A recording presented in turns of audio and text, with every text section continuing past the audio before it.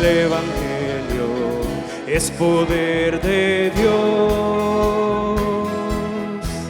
El Evangelio es poder de salvación. Sea griego o judío el pecador, Dios lo salva por gracia y por amor.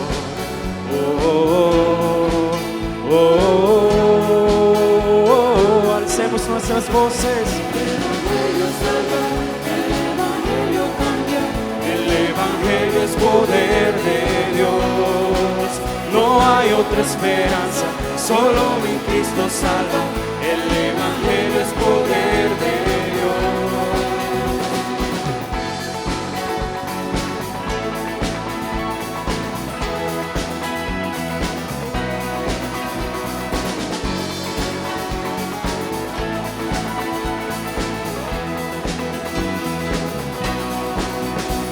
No hay otro evangelio, no lo hay,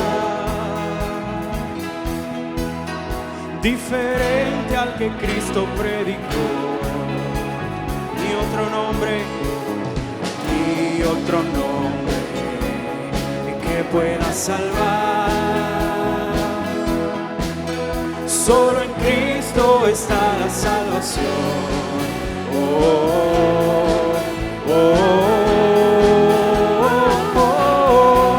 El Evangelio salva, el Evangelio cambia, el Evangelio es poder de Dios. No hay otra esperanza, solo mi Cristo salva. El Evangelio es poder de Dios. El Evangelio salva, el Evangelio cambia, el Evangelio es poder de Dios. No hay otra esperanza, solo mi Cristo salva. El Evangelio es poder de Dios. Sí, Señor.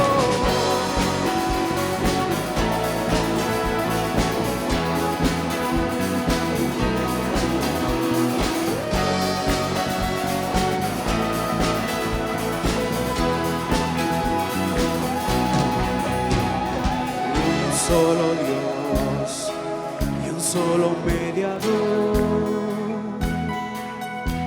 entre los hombres y el infinito Dios, Jesucristo. Jesucristo, que hombre se volvió y por los hombres murió y resucitó.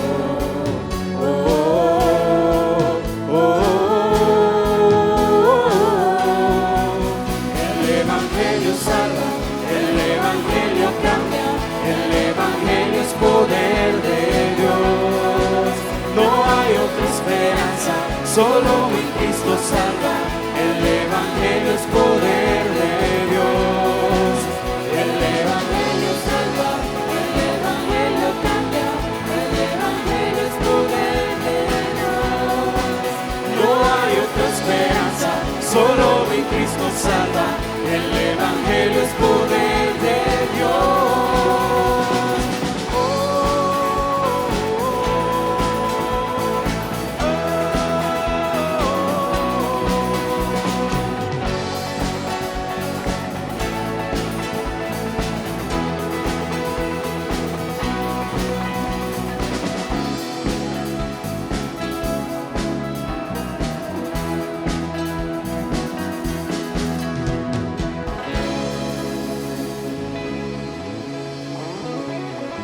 Te alabamos, Señor.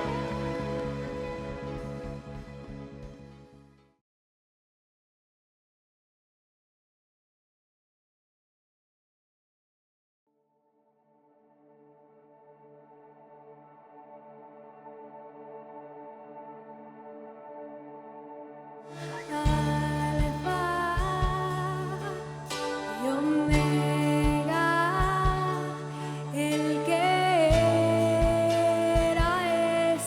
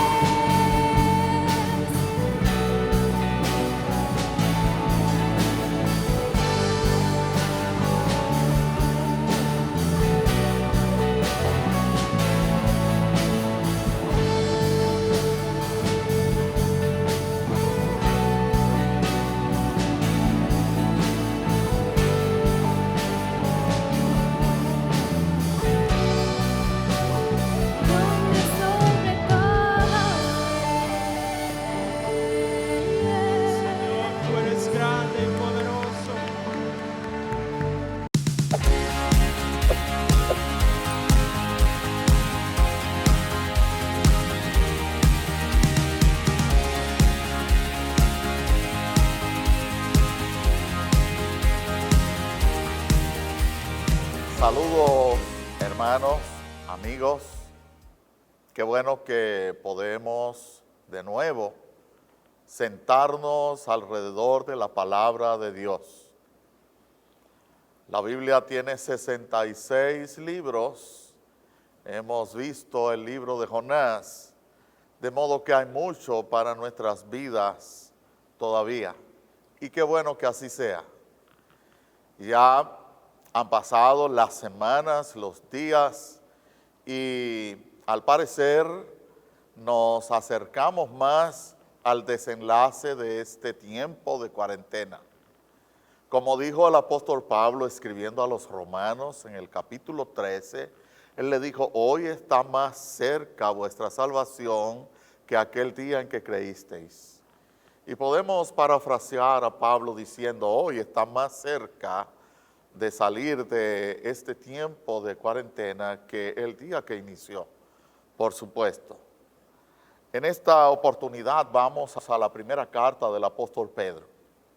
La primera carta del apóstol Pedro. Pedro escribió 2 cartas, 2 epístolas, y vamos a la primera carta de él, y específicamente vamos a leer en los versículos 3 al 5 del capítulo 1. Primera de Pedro, capítulo 1, versículos 3 al 5. Leemos la palabra del Señor en el nombre del Padre, del Hijo y del Espíritu Santo. Bendito el Dios y Padre de nuestro Señor Jesucristo, que según su grande misericordia nos hizo renacer para una esperanza viva, por la resurrección de Jesucristo de los muertos, para una herencia incorruptible, incontaminada e inmarcesible, reservada en los cielos para vosotros, que sois guardados por el poder de Dios mediante la fe, para alcanzar la salvación que está preparada para ser manifestada en el día postrero. Que el Señor añada bendición a su palabra y la use con poder para ayudar nuestras vidas.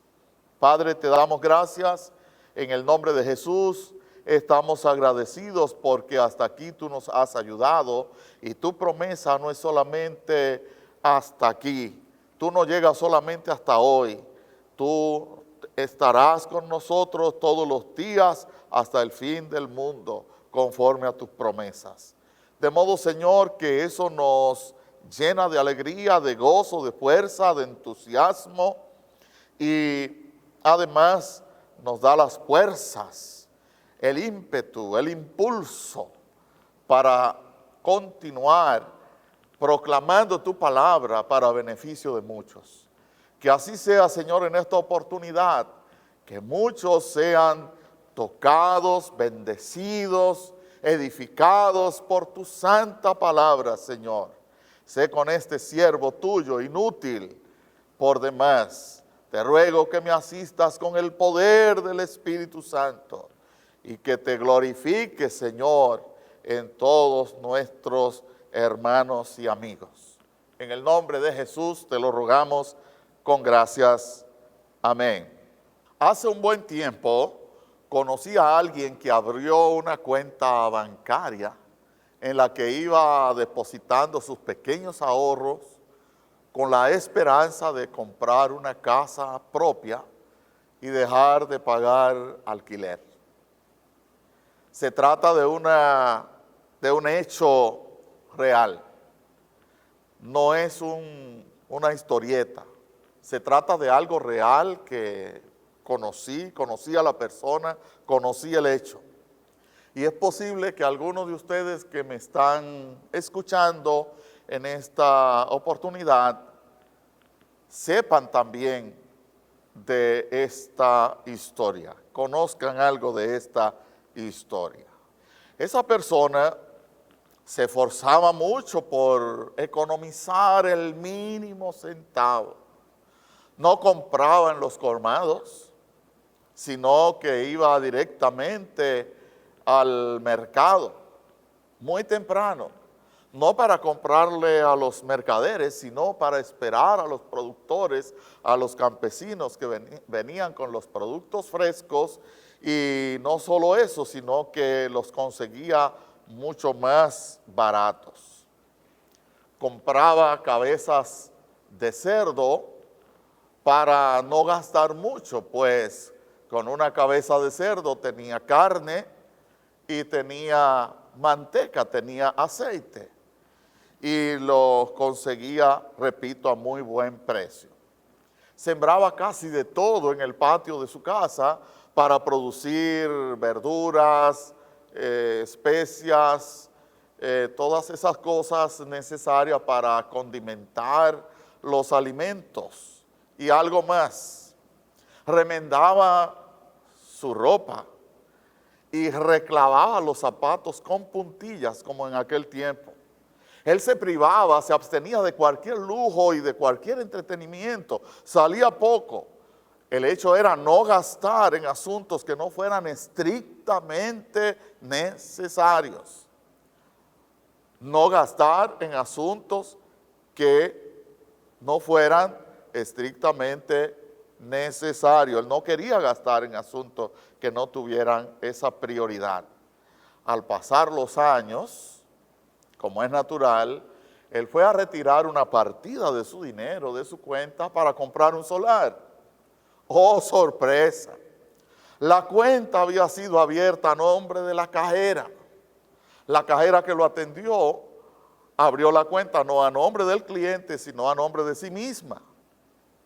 Aunque en la libreta ella escribió el nombre del hombre. Para colmo, cuando él regresó a retirar parte de su dinero, ella había renunciado hacía mucho de su puesto de cajera en el banco, incluso se había mudado a otra ciudad, ella sabía lo que había hecho.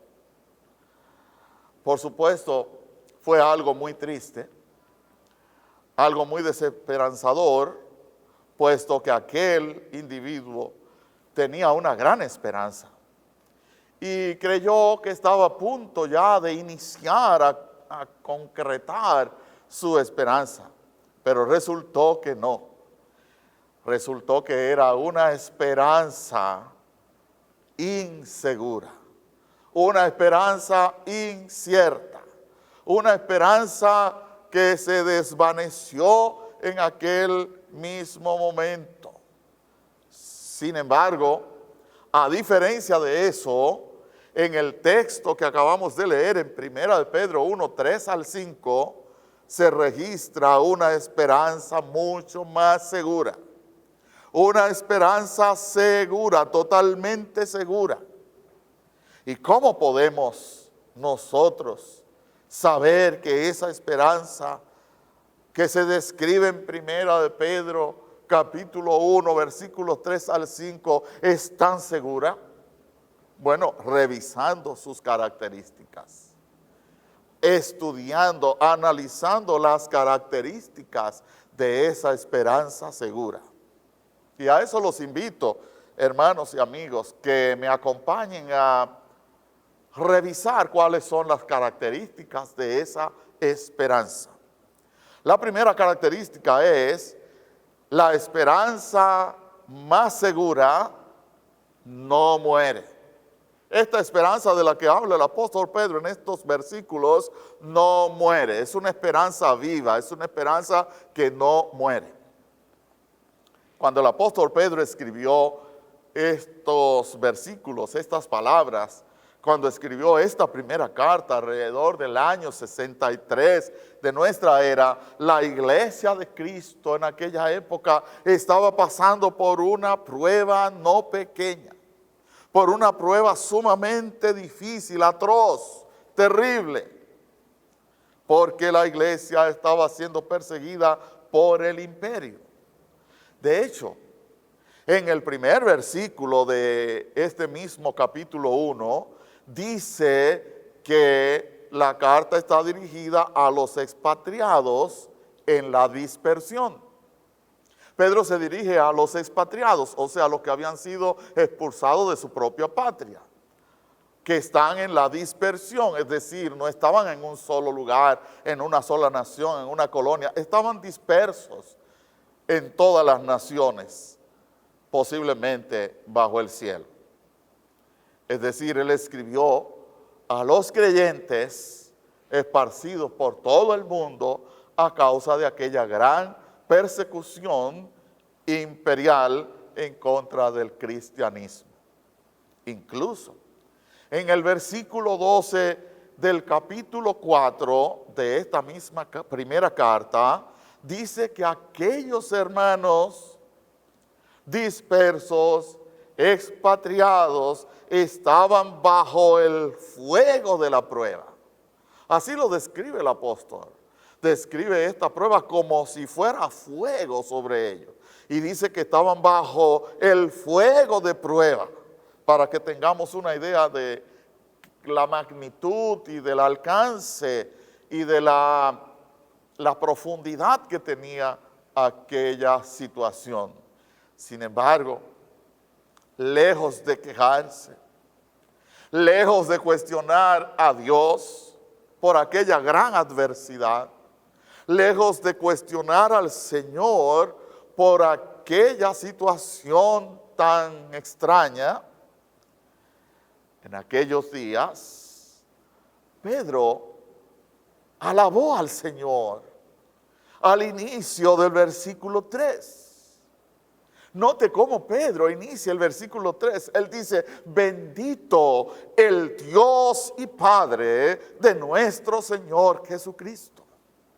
En vez de decir maldita sea, dijo, bendito el Dios y Padre de nuestro Señor Jesucristo. Alabó al Señor, alabó a Jesucristo, alabó al Dios y Padre nuestro. Salió una alabanza de su corazón, y no solamente de su corazón, sino de sus labios, y no solo de sus labios, sino que lo plasmó ahí en su carta, en su epístola. Bendito el Dios y Padre de nuestro Señor Jesucristo.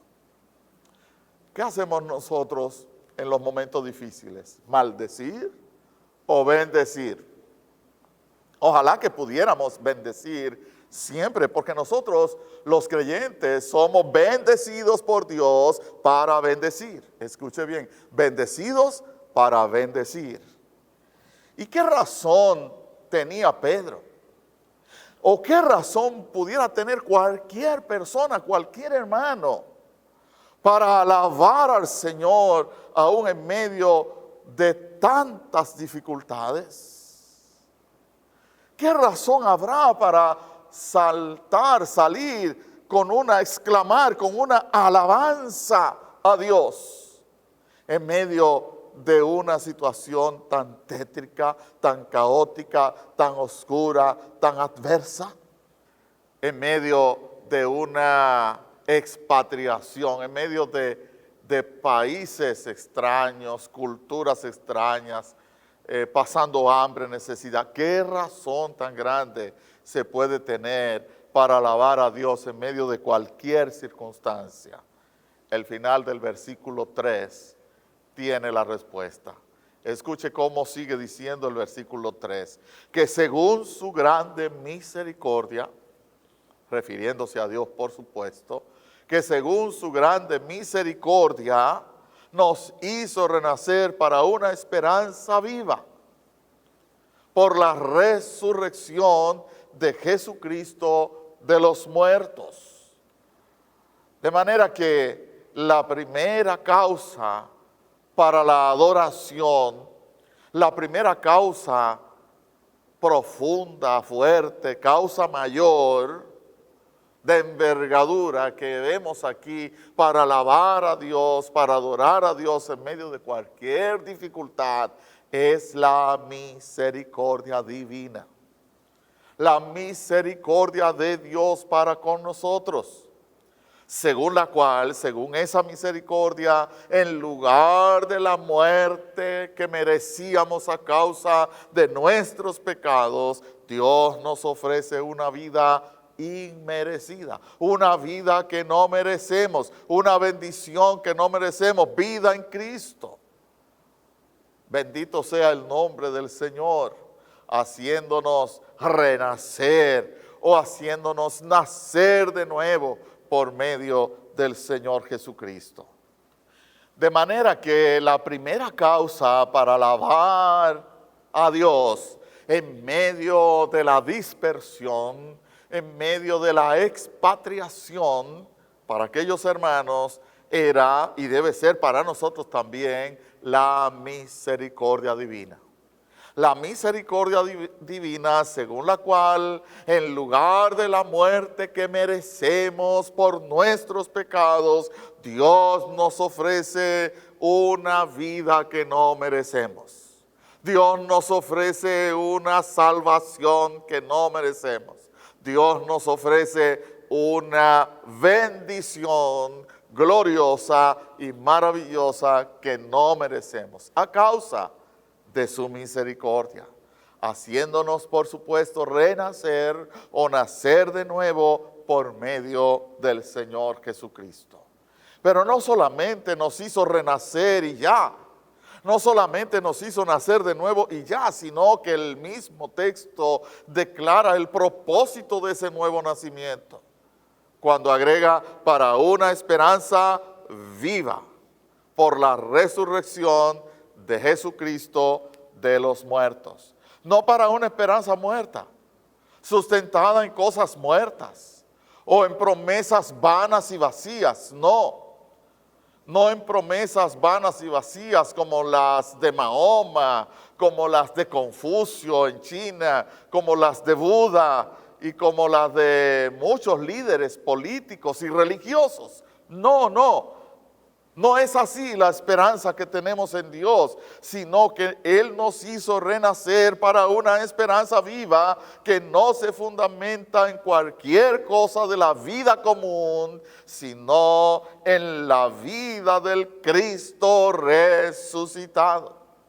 En la vida del Cristo resucitado. Es decir, la resurrección de Cristo es el fundamento, es el sustento de esa esperanza viva que tenemos, de esa esperanza viva que no muere, que tenemos en Cristo, que tiene todo creyente en Cristo.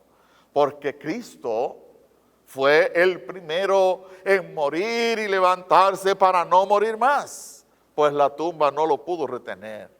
En otras palabras, la esperanza en Cristo es, en primer lugar, una esperanza que no muere.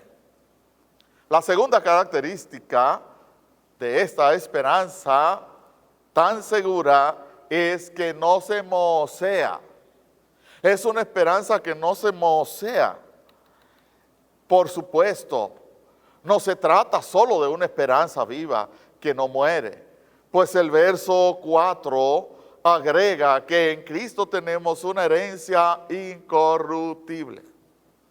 Una herencia incorruptible. Esto significa que la vida eterna no se corrompe, no se corroe, como pasa con toda la materia, con todo lo material, incluyendo el oro, que aunque es un metal preciosísimo, dice el mismo Pedro en este capítulo 1, pero en el versículo 7, que ese oro es perecedero. Pues tenemos una esperanza, tenemos una herencia incorruptible, no perecedera, que no se corroe, no se corrompe, no se daña. Ahora bien, la Biblia no solo habla de la plata y del oro enmohecidos, sino también de los efectos que ese enmohecimiento tendrá en el futuro de algunos ricos. Escuche bien, no solamente habla de plata enmohecida, de oro enmohecido, sino que habla del efecto que tendrá ese moho de esa plata y de ese oro en el futuro para algunos ricos.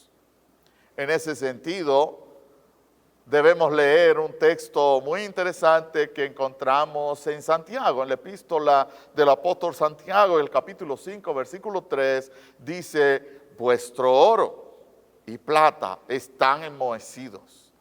Dirigiéndose Santiago a los ricos, a muchos ricos, ricos que se habían hecho ricos valga la redundancia, de mala manera, con dinero mal habido, por medios no santos. Dice Santiago, vuestro oro y plata están enmohecidos, y su moho testificará contra vosotros y devorará del todo vuestras carnes como fuego.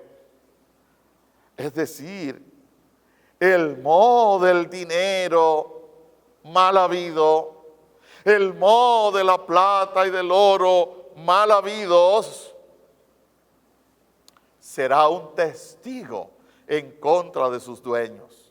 Será un testigo mudo, un testigo que no va a hablar, pero un testigo visible, cuya visibilidad no tendrá necesidad de palabra, porque será la prueba tangible de una riqueza turbia, de una riqueza oscura.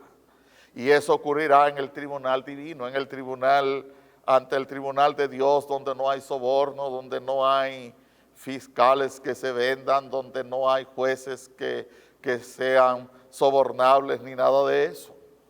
Además, en Mateo 6:20, el Señor Jesucristo, hablando de las riquezas celestiales, dice, haceos tesoros en el cielo, donde la polilla ni el orín corrompen, es decir, donde la polilla y el óxido corrompen, y donde ladrones no minan ni hurtan.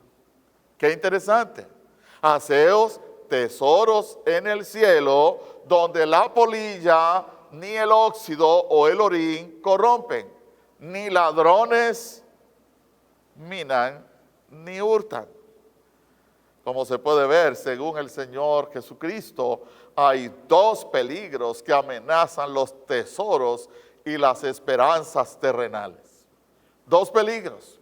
El primero, los ladrones, y el segundo, el moho o el orín, que equivale a óxido.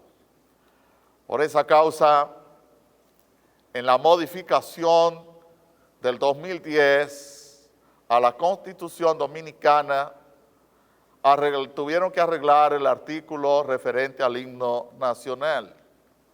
Arreglaron ese artículo referente al himno nacional. En la Constitución vieja decía que el himno nacional es la composición de José Reyes y Emilio Prudón, y que es único, invariable y eterno.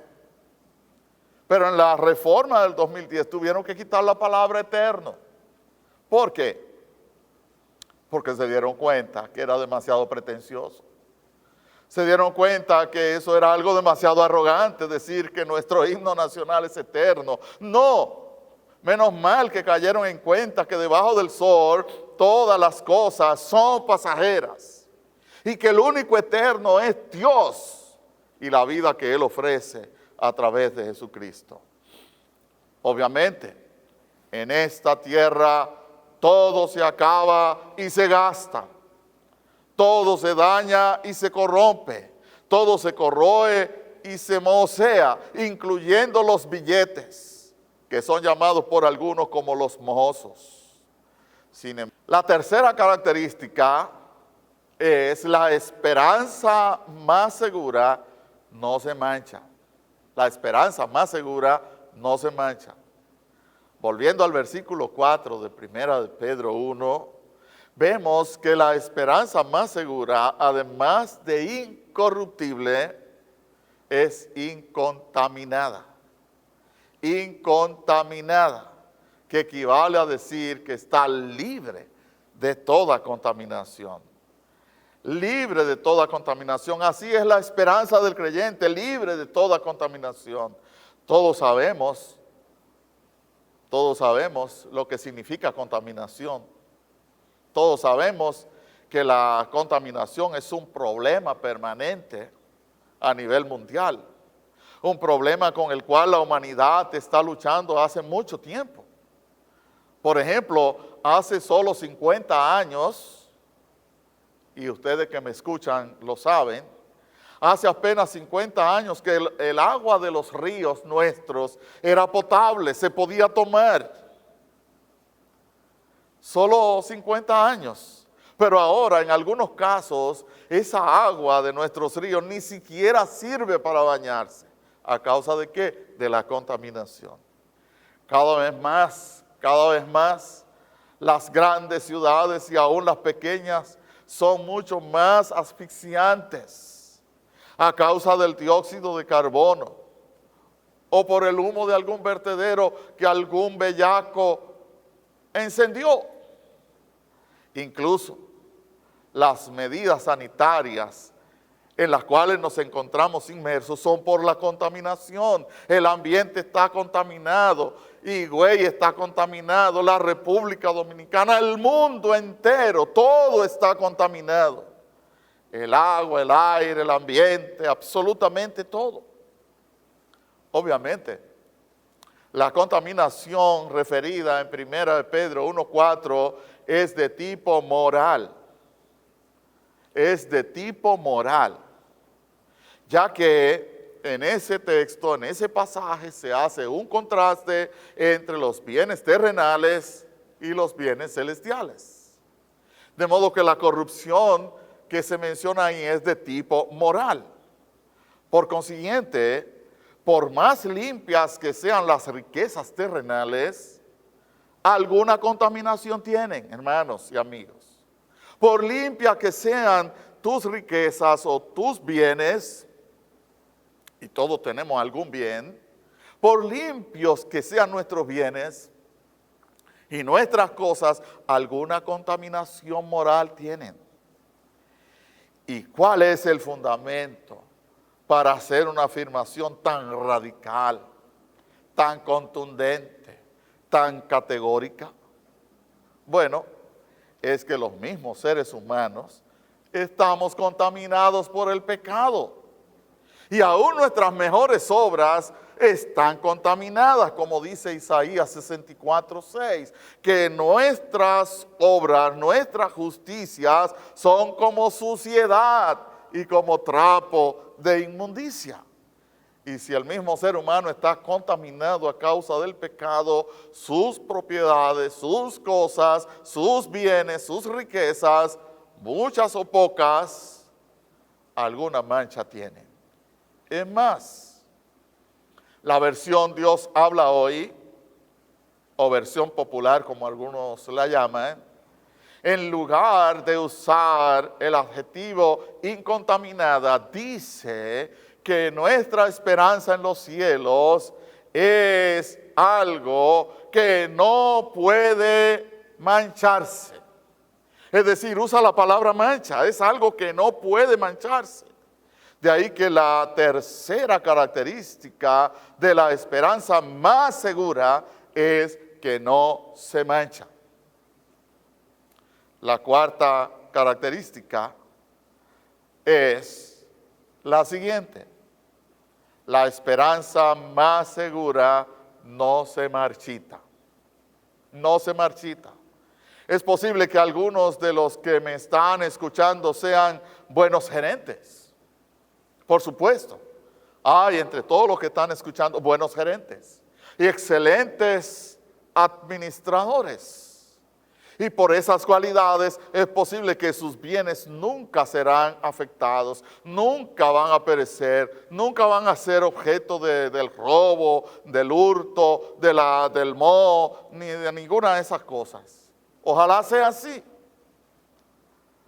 Asimismo, es posible que ninguno de ustedes se hayan enriquecido de manera indebida. O sea, que no hayan prosperado con el sudor del vecino del frente, sino con el sudor de su propia frente. Y otra vez repito, ojalá sea así. Sin embargo, aunque nuestros bienes sean relativamente limpios, y a pesar de que Dios nos ayude a preservarlos, hay algo que es inevitable. Me refiero a una cita del Antiguo Testamento que el apóstol Pedro toma y la trae a su carta, la cita en su carta. Una cita de los Salmos y de algunos de los profetas está repetida en varios pasajes del Antiguo Testamento. Me refiero específicamente al texto de Primera de Pedro en este mismo capítulo 1 que estamos tratando, pero el versículo 24, allí dice el apóstol lo siguiente. Primera Pedro 1:24 dice, toda carne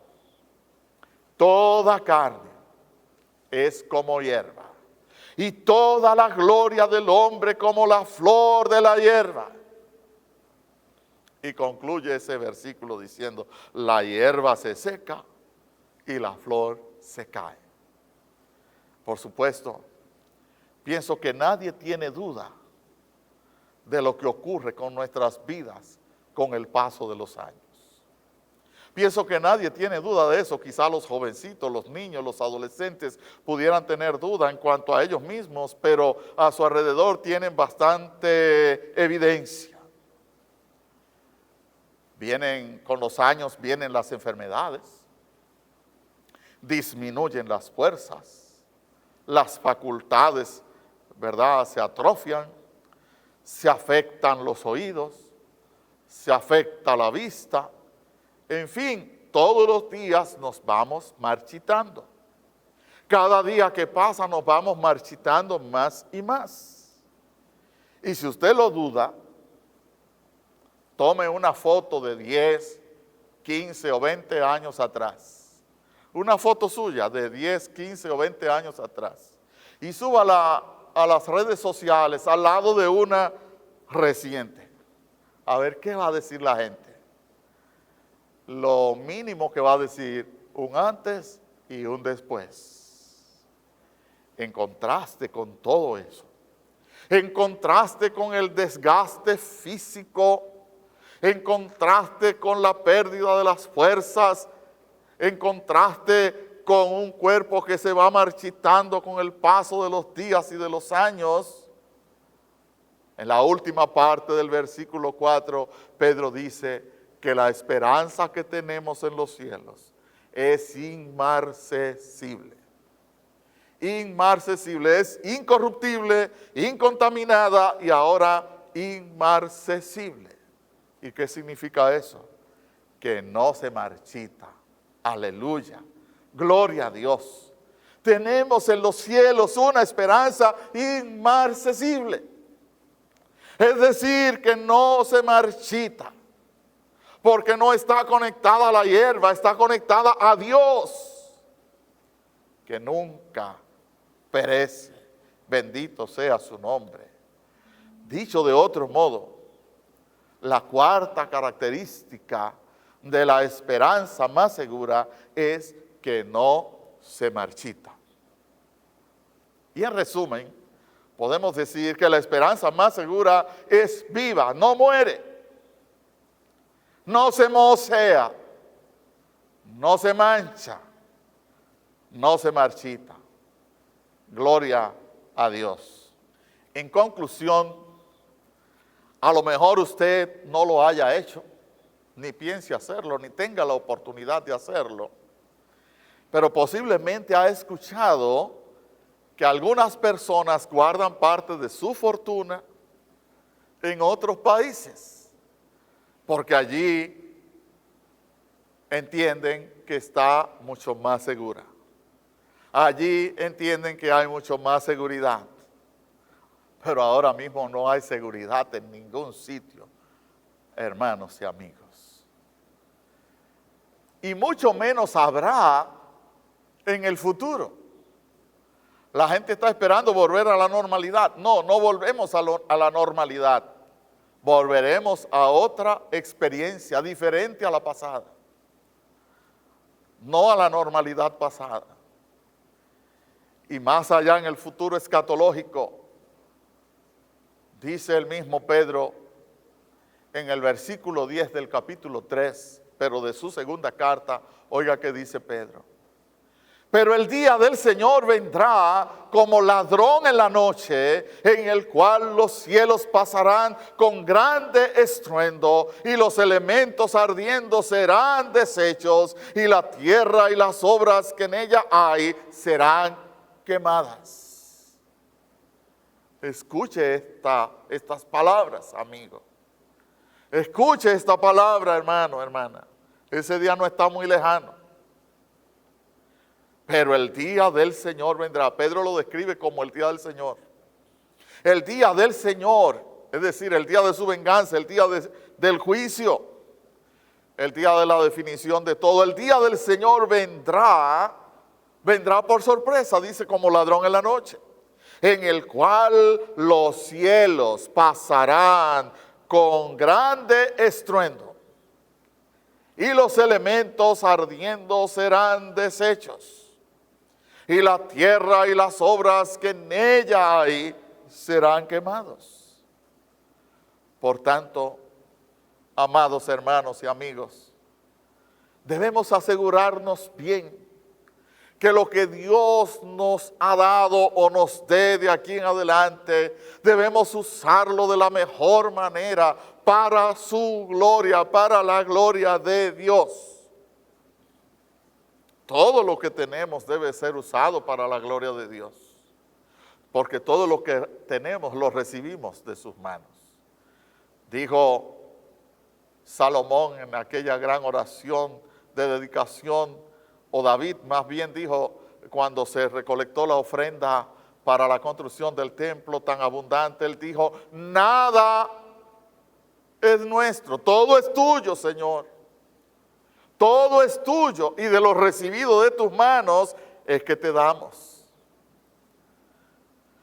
Que de aquí en adelante nosotros podamos usar lo que tenemos y lo que podamos conseguir de la mejor manera, de modo que llevemos gloria al nombre del Señor. Que no pongamos nuestras esperanzas en cosas muertas, sino en el Dios vivo, que vive y reina para siempre. Que la usemos de la mejor manera. Sobre todo, que tratemos de hacer tesoros espirituales y guardarlos en el cielo. Esa debe ser nuestra perspectiva, amados hermanos y amigos. Ahora bien, la cuenta en el cielo no puede ser abierta donde los religiosos asalariados, de los cuales habló Jesús en Juan 10. No puede ser abierta donde los religiosos asalariados, no puede ser abierta donde las cajeras y los cajeros mafiosos, porque son engañadores y la van a abrir a nombre de ellos mismos. La cuenta del cielo se abre en el nombre de Jesús, creyendo en Él, arrepintiéndonos y convirtiéndonos para que sean borrados nuestros pecados. Y si ya te convertiste, no te conformes con tener una cuenta en el cielo, no te conformes con eso, no te conformes con decir, bueno, ya el Señor me salvó y ya. No. Trabaja a favor del reino de Cristo. Trabaja a favor del crecimiento de la iglesia, del crecimiento del evangelio, la predicación de las buenas nuevas de salvación. Quizá tú no puedes ir a predicar, quizá no puedes pararte en un púlpito a predicar, pero apoya a quienes lo hacen. Quizá no puedes ir a un país extranjero como misionero, pero puedes apoyar al misionero. Quizás hay muchas cosas que no puedes hacer por ti mismo, pero lo puedes apoyar de alguna manera con tu trabajo, con tu talento, con tus dones, con tus recursos. Trabaja a favor del reino de Cristo y aumenta tus tesoros en la ciudad celestial. Que esa es la esperanza más segura. Nuestra esperanza más segura es Cristo. Cristo, nuestra esperanza de gloria. Cristo, nuestra esperanza viva porque resucitó de entre los muertos para no morir más. Cristo, nuestra esperanza celestial y gloriosa. Cristo, la única esperanza para este mundo, la única esperanza para la iglesia, la única esperanza para todos nosotros. Oh, amados hermanos y amigos, echemos manos de esa esperanza tan segura en el Señor Jesucristo.